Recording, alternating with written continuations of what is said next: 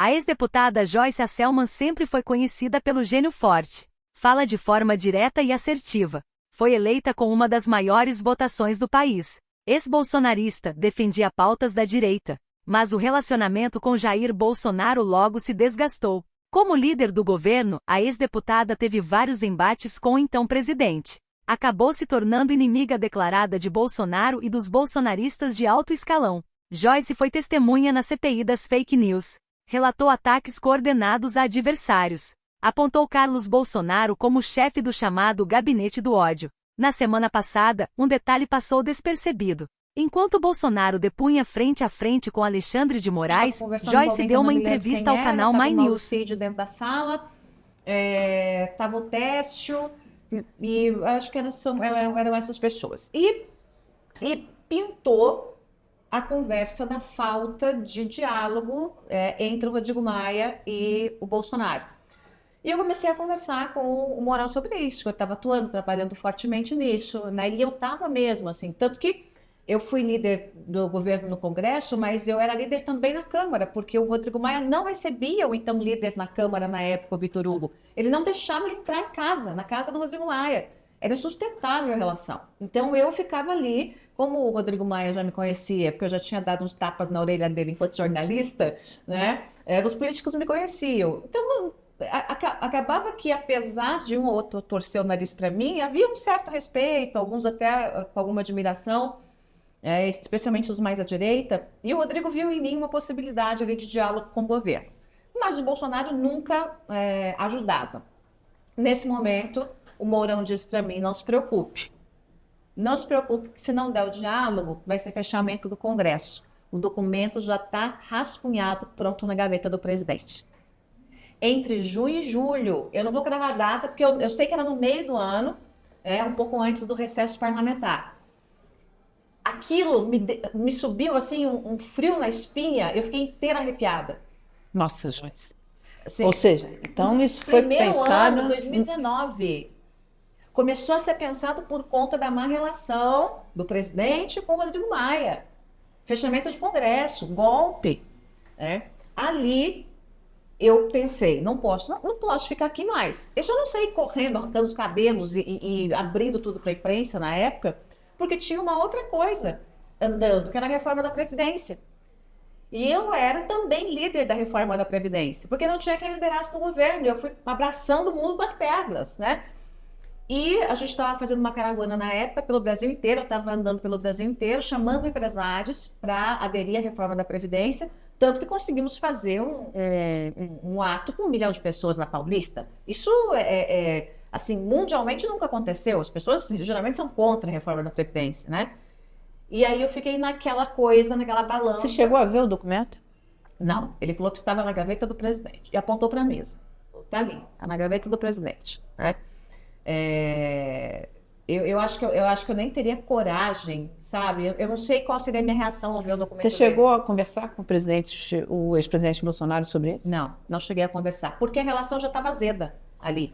A nossa relação começou a azedar, muita gente acha que o Bolsonaro te escolheu para ser líder do governo. Não, eu fiz uma articulação política com o Rodrigo Maia, e o Rodrigo Maia e o Davi Alcolumbre exigiram que eu fosse líder do governo. Foi isso que aconteceu. Porque eles viam que eu conseguia falar com o Bolsonaro, e eles acompanharam um telefonema meu com ele, em que eu, aos berros, né, enquadrava o Bolsonaro por conta do que ele estava fazendo com o Bebiano. Aí, daí, 2 meses de governo, ele estava enfrentando o Bebiano. E eu disse a ele, na casa do Rodrigo Maia, e eles ouviram, que se ele estava fazendo isso com aliados de primeira hora, o que o Congresso entenderia, que seriam aliados de segunda hora. Joyce, o Bebiano, uma das últimas entrevistas que ele deu foi pra gente. Ele teve no Segunda Chamada. E depois, conversando ali nos bastidores, ele chamou a atenção. Eu falei, mas você acha que tem espaço para isso, para um golpe, enfim, que os generais, enfim, as altas patentes vão enfim, sancionar algo desse tipo? Ele falou assim, olha, presta muita atenção na base. É ali que está tendo movimento, é na base, com os soldados e com os cabos. A base era inteira dele, do Bolsonaro. A base era inteira do Bolsonaro, né? Então, assim, o que só faltou mesmo a união dos generais. Porque, inclusive, o Garnier falou hoje, né? Não, porque a gente até conversou, mas eu não coloquei a tropa à disposição. A tropa já estava à disposição, né? É óbvio que ele não vai confessar um crime. Ah, eu coloquei a tropa à disposição. E está se defendendo. Mas ali existia, para fechar esse assunto do primeiro ano, né? Ali existia já uma ideia. Eu não sei em que ponto estava esse rascunho, mas o Mourão me disse claramente: só falta ser assinado. Ele falou essa frase para mim: só falta ser assinado. Eu saí dali decidida a deixar o governo. Assim que aprovasse a reforma da Previdência, a relação estava muito azeda, por conta até dos filhos. O Eduardo sempre me odiou e eu retribuo com gentileza, né, esse sentimento. Então, assim, na verdade eu não tenho ódio, eu tenho desprezo. É diferente, assim, né? Porque o ódio é uma coisa ainda que você lembra da pessoa e tal, né? E não, eu tenho desprezo, simplesmente tenho asco. E aí eu decidi sair do governo, falei com o Rodrigo Maia. Quando eu soube do documento, eu liguei para o Toffoli. Eu não consegui não fazer nada, ainda que eu fosse do governo. Porque se tratava da liberdade do Brasil, se tratava da democracia, se tratava da Constituição. Então, eu falei, eu vou ficar com essa informação, vou sentar em cima da informação e vou correr o risco disso acontecer? Não vou. Então, eu liguei para o Toffoli. Toffoli falou, falei, Toffoli, eu preciso falar com você. E minha relação com o Toffoli não era lá das melhores, né? Mas eu como líder do governo, não, vamos conversar. Era num sábado e eu fui para casa dele.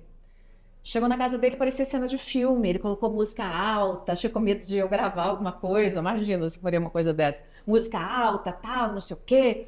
E aí a gente sentou num sofá assim, e ele falou baixinho. E eu contei para ele a história. Eu falei, olha, vocês se preparem, porque não é brincadeira o que está acontecendo. O Bolsonaro é louco e ele é capaz de fazer isso. Se ele vai fazer isso agora, amanhã, daqui a um ano, no final do governo, eu não sei. Mas existe já um rascunho para o golpe, um rascunho chamando um novo ato institucional, inclusive.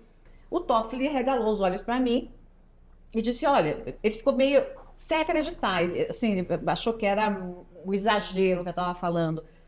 Mas eu vi que ali ele ficou com uma preocupação e eu pedi para ele dividir com alguns dos ministros do Supremo essa preocupação. Então eu alertei o Supremo na